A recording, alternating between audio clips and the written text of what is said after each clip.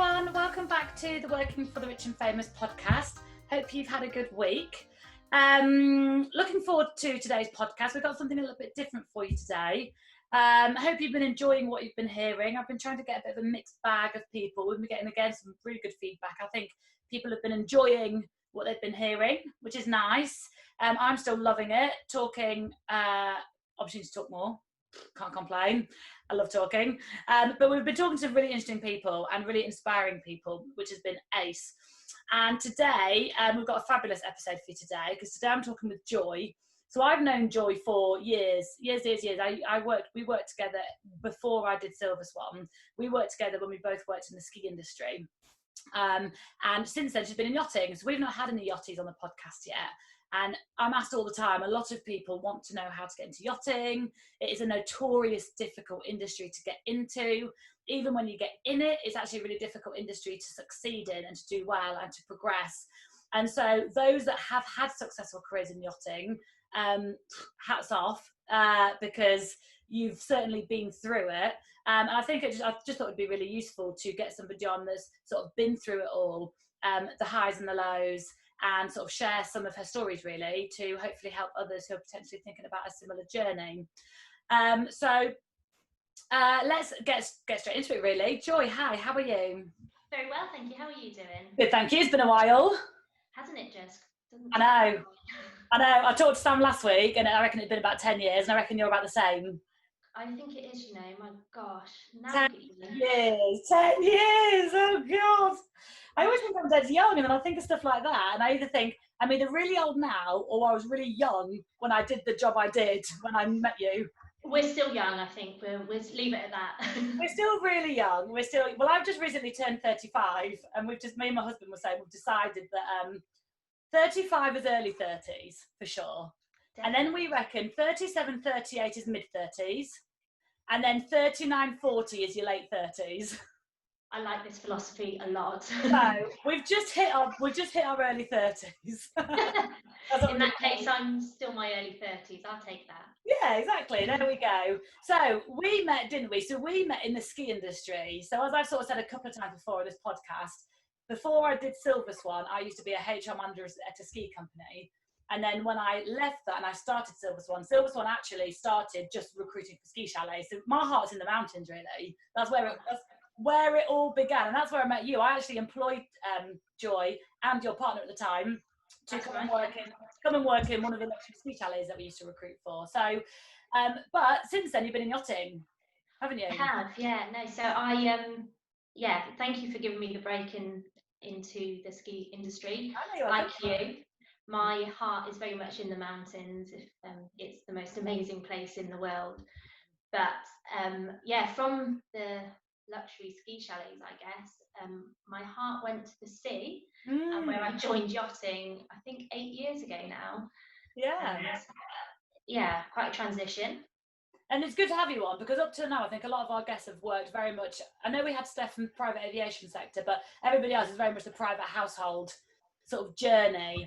And we do a load of seasonal recruitment and permanent recruitment in both chalets and yachts. And it's sort of a massive part of what we do, but not one that we've talked about on the podcast before, you say. Yeah. So it's good having you, having done the chalets and then done the yachts, so completely separate to the private household. So, I'm looking forward to sort of catching up, really, and just using this opportunity for us to have a little gossip, really. Yeah, brilliant. So have you always worked in hospitality? Yeah, I mean, in a previous life, I started as a pot washer upper in my local pub, and from there I fell in love, actually, and myself and my then boyfriend, we ran a gastro pub for many years in Oxfordshire. But I've always had the wanderlust, I guess, in me, so we gave up the pub and we found the mountains, which was incredible. We worked together. We did 3 ski seasons in the end, working together, which, as you know, Philippa, has its pros and cons. But it's a really good way of life if you can do it, if you can handle some arguments as well. But then from the ski chalets, obviously it's not a year-round job. So I went down to the south of France to try and find a job on a yacht, and suddenly what I felt was being a very big fish in a small pond, because I had years of hospitality, and I knew how to waitress, I knew how to serve beer, I knew how to do the basic cooking, trying to find my first break on a yacht. And for those people that are trying to do it or in the process of doing it, just, you have to be resilient, you have to have thick skin, because it is tough, because you end up working for the richest, not the most famous, but the richest people in the whole world. And you need to be a strong character in order to kind of succeed in that. So it was quite a learning curve for me, thinking that I was the be all and end all, and actually I really wasn't. Yeah, bit of a wake up call. Very much so, and I can remember it like it was yesterday, trying to get my first foot in the door and duck walking and getting my CVs out and having to save money because I needed to eat that week, but I also had to kind of find the train fare to get to Nice, to Cannes, to Monaco, to Imperia. So I look back now, and it was a great journey, but it is hard, and I'm not going to lie and say that it's an easy transition from hospitality into yachting, because it's really not. There's many transferable skills, but you have to be really thick-skinned and have a sense of humour. Like, I cannot stress that enough, because if you can't laugh at yourself, guarantee the rest of the crew will. So that's my bit of advice. So it's tricky, because it's tricky. It's very tricky getting into yachting. It's very then tricky to stick at yachting because of how difficult it is, and like you say, how thick-skinned you need to be. Does it help? Obviously, you worked in a restaurant, sort of a gastropub environment. Did the ski chalet experience help giving you private hospitality experience to go into yachting, or would it have been the same thing having not done your ski seasons?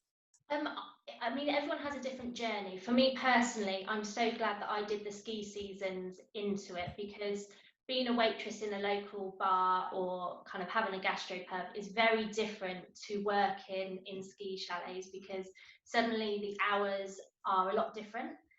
For those that do work in hospitality, I mean, it's not a job, it is a way of life. I mean, working 12 hours a day, that's easy, isn't it? Everyone can do that, surely. So going from the ski chalets, where I had my first glimpse into high-end hospitality as opposed to a very nice gastro pub in a village. So for me, I think it did give me a great foundation to get onto the yachts. But again, the ski chalets are a completely different kettle of fish to yachts again, just because of the people and the clients that you're dealing with. I mean, on boats and ski chalets to a certain extent, you have to anticipate people's needs before they know that they want something.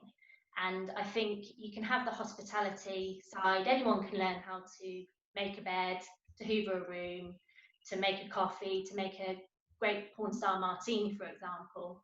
But what you're not taught, which comes with experience and, dare I say it, age, is how to read people and how to anticipate their needs, which is where I've honed my skills in on yachting over the years, but hopefully anyway.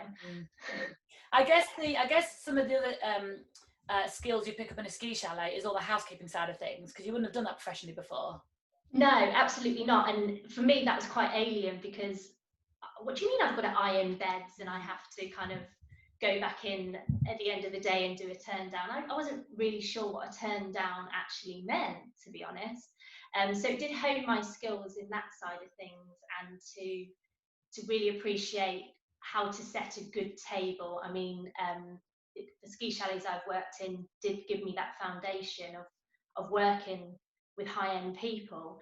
But on yachts, it's different again. I mean, you don't clean, you clean with white gloves on, because you're cleaning clean things.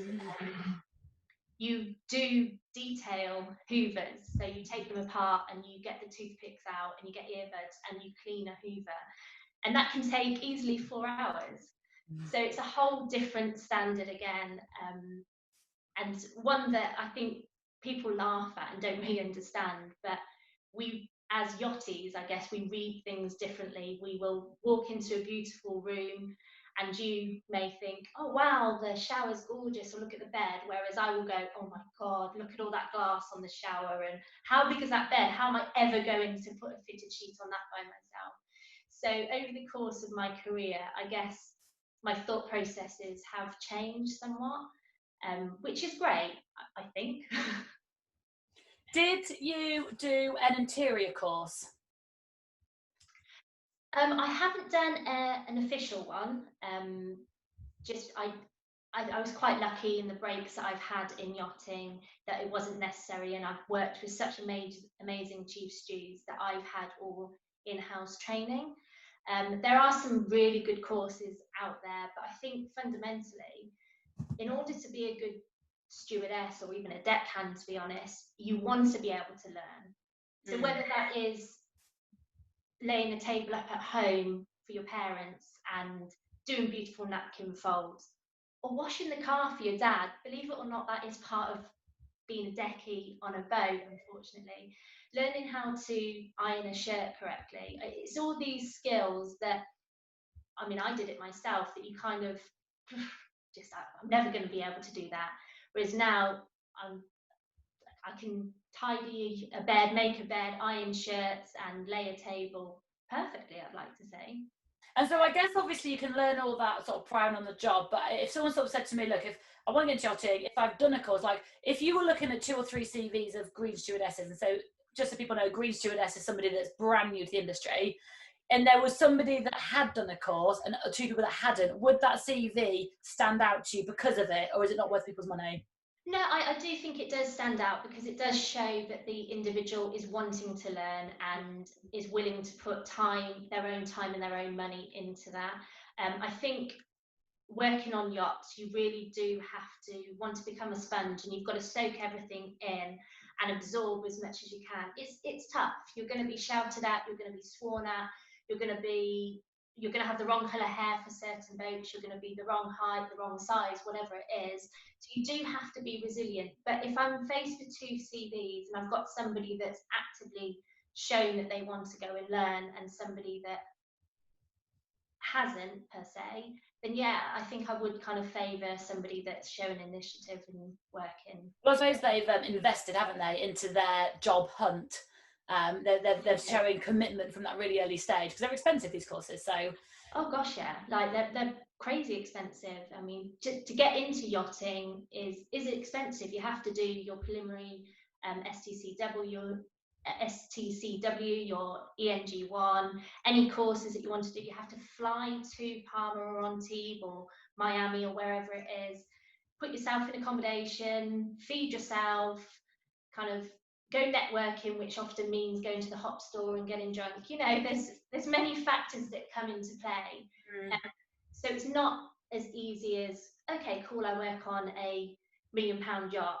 I wish that was the case, but as you and I know, Philippa, it's tough. It's 9 times out of 10 you are literally below the waterline cleaning things, or you are cleaning every bodily fluid possible off the shower door, and towels are used as toilet roll, which is common practice. So nothing phases me anymore. why do people use towels as toilet roll? It's part of their culture, a lot of them, and it really doesn't surprise me. I mean, I remember getting a phone call from a green stewardess. Oh, Joy, you've got to come here now. And oh God, what's happened? They've hurt themselves, or they've put a hole in a painting. No, there was just a piece of shit in a bidet with a shitty towel next to it. And I was like, what's happened? Look.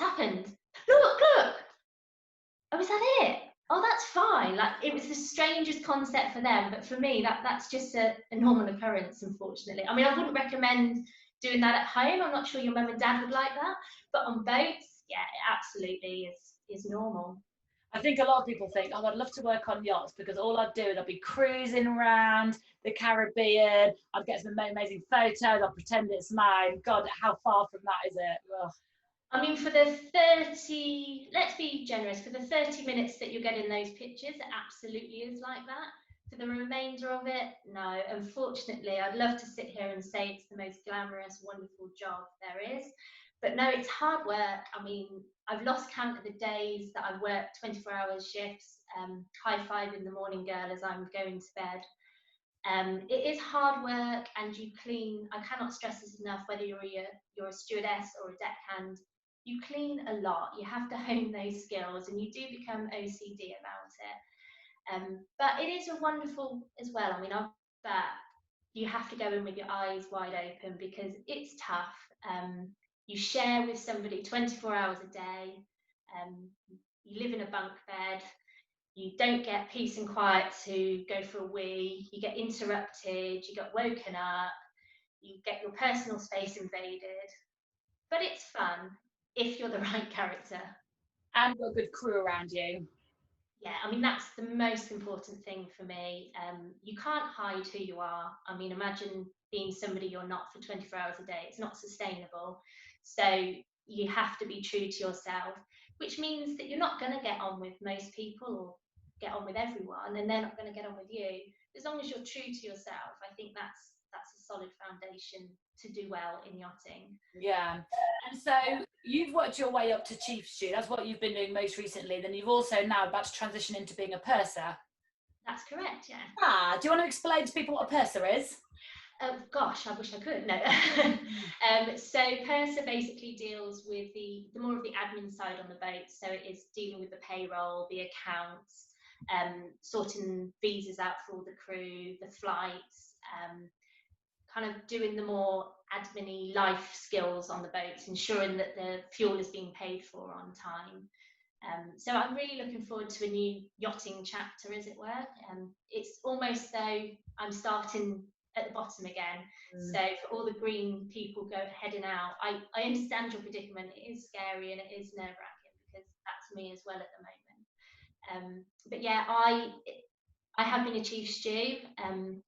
I took my time slowly to work up to it, just because I think anyone can be taught how to clean, how to make coffees, etc.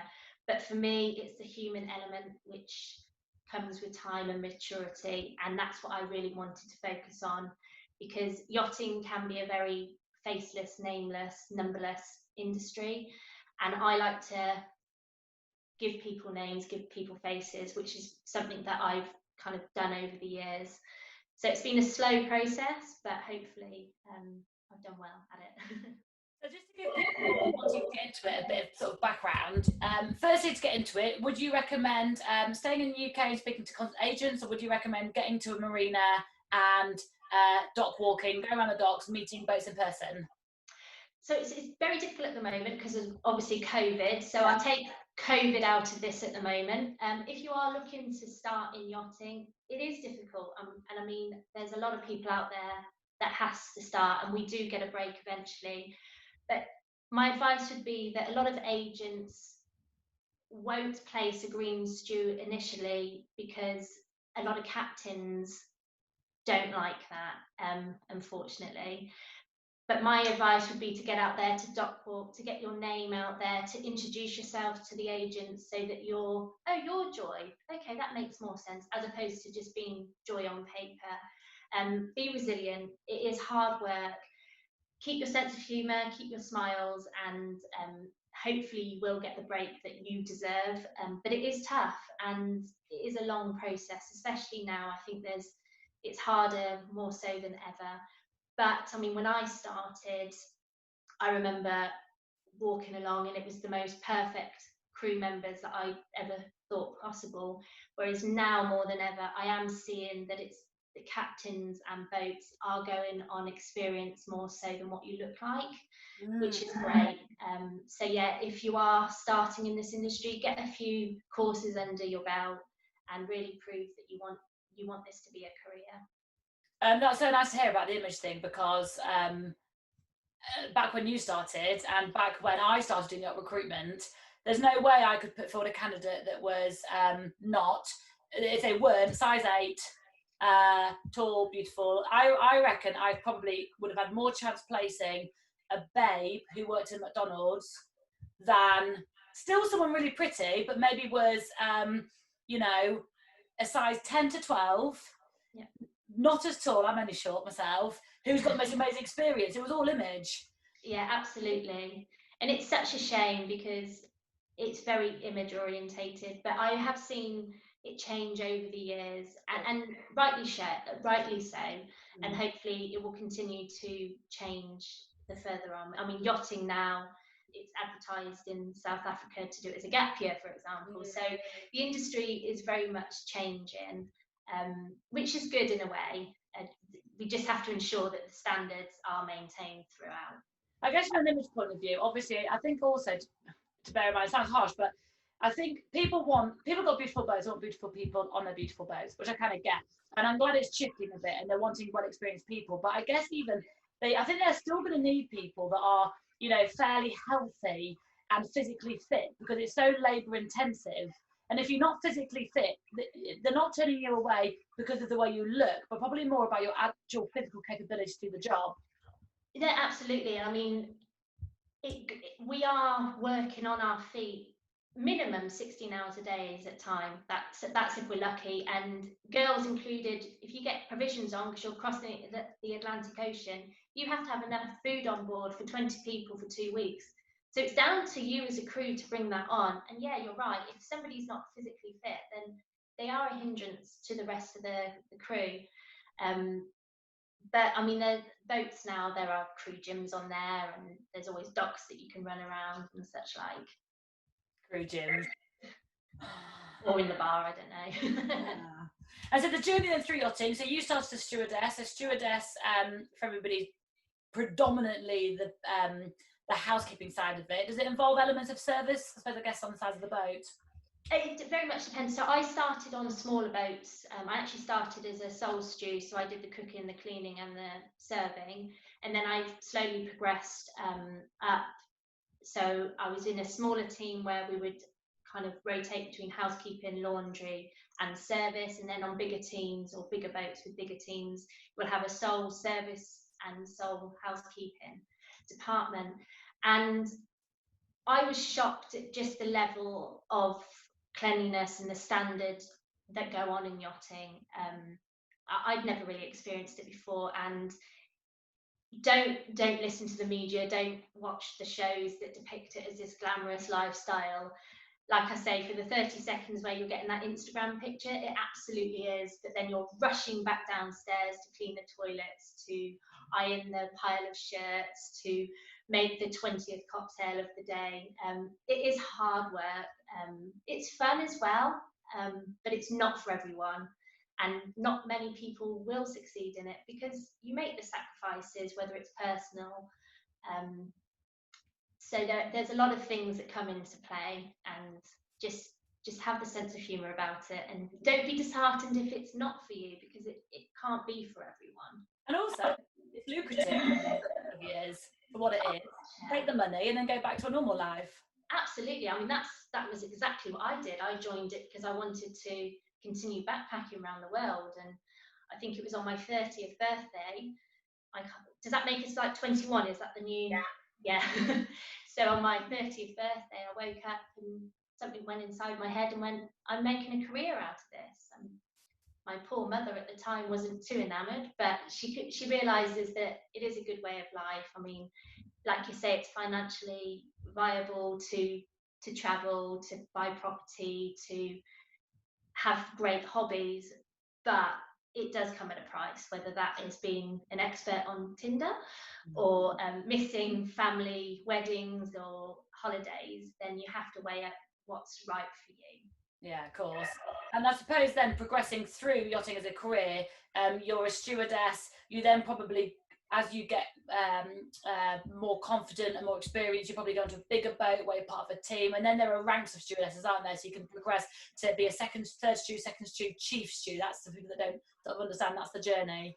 That's right, yeah. And I mean, I wouldn't recommend going from sole stew to chief stew immediately. I really do recommend, if you're serious about being a career, working up the ranks, because you do learn a lot. And actually, for some, being in a housekeeping department can be more enjoyable than being in the service department, because housekeeping, you're back of house, so you don't have to see the guests all day, whereas in the service department, you absolutely, and you have to have a smile painted on your face for 18, 20 hours, 24 hours sometimes, which can be difficult. So yeah, the bigger boats, you do have the different teams to work in, and up to chief stew, you can branch off to become a purser as well. Purser's basically like a boat's PA. Yeah, pretty much, yeah. But I guess it's good because it kind of is giving you skills. So if you want, it's an avenue that you could leave yachting for. That's kind of what I'm hoping for. I mean, there are transferable skills working on boats. I mean, just living and working, socializing with the same people isn't for everyone. And I think a lot of employers would see that as a positive because it means that you're quite a team player. But I am hoping for the purser role that there are some transferable skills for as and when I manage to escape it. But I don't think it'll be for a few years yet. Do you think though, because well, firstly, a yachting salary can seem lucrative, but I know that you've told me before that you broke down the your salary to your hours worked, and you're way below minimum wage. So so we need to bear that in mind. But on paper, it looks lucrative. But I think sometimes when you're in a lucrative job, and people that work in the Middle East have the same thing, where it's difficult to leave that. You're kind of trapped by the money because you what, for a quarter of the salary to work in a restaurant in town. You know, it's difficult, isn't it? And that's one of the biggest things I think in the industry. They call it the golden handcuffs because it's, and I mean, a lot of boats now they offer bonuses every 6 months or 12 months. There is tips if you're lucky enough to get them. There's different financial rewards, whether it's a birthday bonus, a holiday bonus, you did a really good job bonus. So like you say, it makes it very difficult to leave because you just go, oh, I'll wait for the next bonus, or I'll wait for this and I'll wait for that. And then suddenly it's 10 years down the line and you're like, how did that happen? But yeah, I remember my first job. I mean, I was absolutely made up. It was wonderful. Finally got my job. And then I started working and everyone was like, wow, you're earning so much money. And I'm like, yeah, I absolutely am. Kudos to me.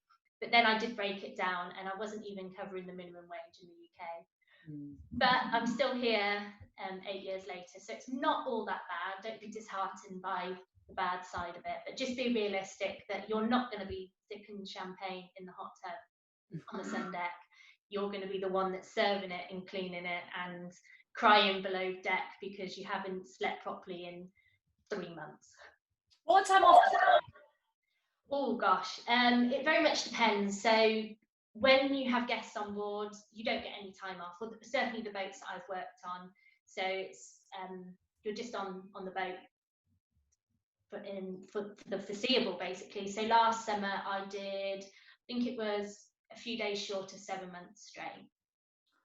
7 months with not a day off. Yeah, I think there was a few afternoons placed in there, but not many. And I do now with some of obviously COVID, which is happening, a lot of my friends, their guests have actually self-isolated on the boat, so they've been locked down with guests for many months. So you don't get the time off that people probably expect. But I mean, you get to see some beautiful places in the world, so you have to kind of weigh up what's important for you. And hopefully in the future I'm going to have quite a few stories to tell that will provide me with some good laughs and memories and moments. And definitely. In every single job you do, the milkman's going to have things he hates about his job. His job. So have your jobs generally been permanent jobs rather than seasonal, or? I think when I first started, permanent jobs were very difficult to get. Actually, it was more seasonal based work. Over the course of the years it's changed, so they have been permanent. So I've been lucky that I have had some great permanent roles. But I do recommend, I don't know how this will go with captains, but I do like not to stay on one boat for too long, because there is that element of complacency on board, and I like to learn and meet new people. So I do like to kind of see how different boats operate. I would say though, if you're looking to start in the industry, make sure you give it at least a year to your first job, because you need to learn the foundations, and you're not going to find that in one season, unfortunately. But what's the chances of couples, especially new to yachting, getting a job working together? Oh gosh, in the current climate, if you're green, it's going to be very difficult, I would say, just because finding a job at the moment is very difficult. I've got friends at the moment that are out of work and they're struggling and having to change the parameters. So I would say be realistic that probably for your first season, first 12 months, you're probably not going to be able to work with your your partner, unfortunately. But that being said, there are boats out there that do prefer employing a couple, because you've then got two people that are going to stay. So it's swings and roundabouts, I guess. It's very difficult to say. Fine. So basically, I don't like this podcast being too long, but I've got a million more things I want to ask you. So what I'm going to do is I'm going to ask you quick fire questions. Okay, go for it. It's nothing scary, but it's stuff that I would have tried to tie in, but I haven't got time. Have you ever fallen in? I've been pushed in, walking home drunk at 2 a.m. in Antigua. Next. Do you ever get seasick? Yes. Do you? Yeah, and the way that I counteract it is, you know, when you're hungover and you crave carbs? Yeah. If I'm going to the crew mess and I've got 12 pieces of toast, Joy's definitely either hungover or seasick, or both. I think that's very clever, because when you are hungover, you can just say you're seasick. Yeah. But Joy, the boat's on the dock. Yeah. Have you ever been fired? I have, yes. Have you? I have, yeah. It's in this industry, it's more common than people think, because Okay. it's very fluid. You can literally be here one day and gone the next, and it can be for something as crazy that your hair is the wrong colour. It doesn't necessarily have to reflect your work ethic. And that took a while for me to understand, because prior to yachting, I'd never been fired. Whereas in this industry, because it's so fast-paced moving, you can get fired. And I've had to fire people as well, which isn't particularly nice, but it's not a reflection, or I'd like to think it's not a reflection on the individual. It's the work environment that we're in. Oh, well, thanks for being. That's actually, it's a nice thing for people to be open about. So when it happens to other people, it's a very normal thing. Yeah, to be honest, there's nothing to be ashamed of. The reasons that I have been in the past, I know it wasn't me personally, so I can take that and know that I did the best job, and it was somebody else. But you can't, when the captain's telling you to pack your bags, you can't really argue with him, unfortunately. No. Have you ever been asked to try on a pair of shorts as part of the interview process? Yes, I have, yeah. So that is quite a common occurrence in yachting, unfortunately, just to make sure that you fit the profile of the boat. Certain owners will want a certain character serving them, and whether that is the size of your waist and your boobs, or whether that's how tall you are, or the colour of your hair. So unfortunately, yes, I have, and I've been immediately dismissed from interviews because I have got brown hair. Wow, I'd be too short, you know, only 5 foot. Yeah, I hired one of my favourite stews that I hired. She's completely green. She just worked in a local pub, and she was 5 foot nothing. So don't be too put off by that. You can get in there by being ickle. Okay, well, that's my backup plan if my husband leaves me. The Mediterranean or the Caribbean to cruise? I much prefer the Mediterranean. I've been fortunate that I've done three seasons in the Caribbean, and as awful as this is going to sound, it gets quite samey, going to the same bars, drinking rum. No, I bet. God. But I mean, I sound awful saying that, because it's like first world problems. But for me, the Med is brilliant. It's got the culture. I can go and lose myself in a back street in Barcelona. I can go skiing. I can go to the beach. I've got everything there. But I certainly know that a lot of people prefer the Caribbean for that laid back approach. Yeah, it was nice to have done that. Yeah. Do you prefer private or charter? Oh, that's a really tough question. I think when I first started in the industry, I wanted charter because of the tips, and obviously you've probably heard the stories about the massive tips that people get, and I've been fortunate in life to have, can't really say this without sounding rude, but to have some great tips. But I think now, the stage I'm at in my career, I prefer private, simply because you tend to be looked after, or have the longevity a bit more on your CV, which for me at my age is more important to me. And you tend to keep the same crew, which crew retention and crew kind of become your family, and that's really important for me. Yeah. And I mean, tips aren't guaranteed, and a lot of private owners now are are incredibly generous with their bonuses or time off or medical. It doesn't have to be financially rewarding. You can have other rewards, which I guess people don't realise at the time. Yeah, sure. Are tips typically shared equally between crew? Again, it can depend on captains. I've been lucky that the boats that I've worked on where we've had tips have been equal split. I've heard horror stories out there where the captains will keep all the tips till the end of the season, which is fine to keep the crew, but then he will get very, very nasty and bully people off the boat so that they forfeit their tip, which I think is ridiculous. And that's not fair, that's not humane. If you are on rotation, you often split the tip with your rotational partner. And then there are other times where the person that's on the boat gets a full tip and the other person doesn't. It very much depends on a boat-to-boat management. And it's the captain's say normally? Yeah, and it is unfortunately or fortunately up to the captain's discretion. So those tips, unfortunately, aren't ever guaranteed. Well, you know what? Play the game and kiss ass for the captain. That's what I do. It's all about game playing. Yeah, I bet. Do you ever have any animals on board? Yes, we've had, on one of the boats, we had a boat cat. The cat was part of the build of the boat. It came all the way from China. Nelson was his name, and he was lovely, grumpy as ever, but really, really cool. He just chilled in the crew mess. And then I have had charter guests and owners that bring on their dogs, which is lovely because having a dog to kind of walk in the evening or to sit down and play with actually really does make your day when you've been working for 3 months straight. It's the small things in life that you start to appreciate a lot more, I guess. But there are companies in London now where, like, if I'm worried about the mental health of my team in my office, I want to cheer them up, I can now pay a company to bring dogs in. Really? For like dog therapy. I mean, it absolutely works. So yeah, it's a great idea. And a lot of yachties will want that. I hate dogs, but I'll take your word for it. Finally, the TV show Below Deck, love or hate?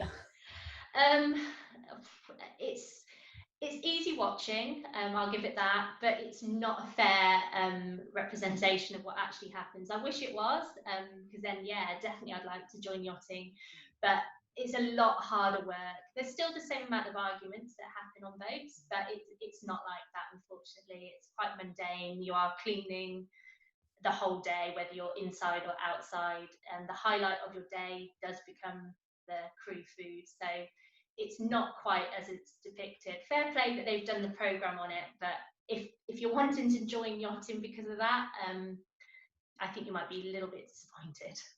Yeah, you're not out this every day, are you? No. Unfortunately. Unfortunately, yeah. Okay, cool. Wow, that's a wrap. Thank you. There we go. So basically, that's hopefully people have found that interesting. A bit of an insight into the world of yachting, something a bit different to what we've sort of had on the show before. When we put this out, we'll link to Joy on LinkedIn. So if anybody wants to reach out to Joy with any questions, they can. But I suppose if you were to wrap up, you would recommend a career in yachting. From what you said, I would have thought to you. Oh, absolutely. I mean, I've been doing it for 8 years and I can't see myself stopping anytime soon. So no, like genuinely do it, enjoy it, save money, experience the amazing sunrises, sunsets, and honestly, I know I keep saying this, but have a sense of humour because it's very much needed on boats. Yeah, don't be grumpy, otherwise you'll be kicked off. Exactly.